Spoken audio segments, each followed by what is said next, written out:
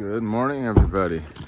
This is Ranger Dave's Land Restoration, project number 3. We're working on a property that backs up to a 100-acre tree farm. And today's project comes with a little bit of history. So the gentleman who lives on this piece of property lives right by a road known as Sunnyside. If you're familiar with South Salem, Oregon, Sunnyside is one of the main roads. Forks off of Commercial. Well, back in the day, the city of Salem said, hey, we want to connect Sunnyside Road to this road up here. And this gentleman said, nah. And he told them the road's too steep. It's not safe. So they didn't connect it to Sunnyside.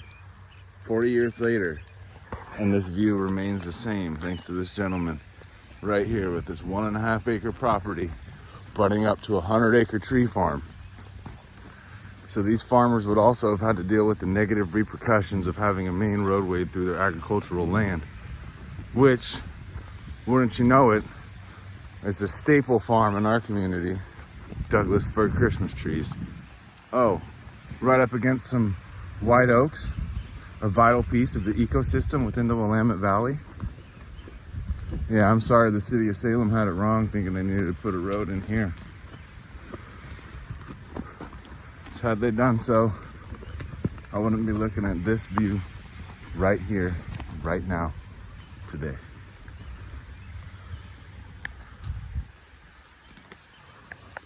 So this is Ranger Dave's Land Restoration. This is what I do. I help people with their land, help keeping it looking like nature and how it should. Sometimes I'll run into farm country. A lot of the times it's just landowners right here out on the county line. And it's almost like a way to fight back against the urbanization that's occurring here in Oregon. Because if you look around, a lot of these cities don't look the same they did 10 years ago. Now, it's time for me to do some fire prevention. Get this all cleaned up, get a nice burn pile, keep over 100 acres safe from a bordering property that has fire hazards. And is owned by a man who kept a view of Salem, Oregon that will now be a piece of history 40 years later. May the force be with you guys.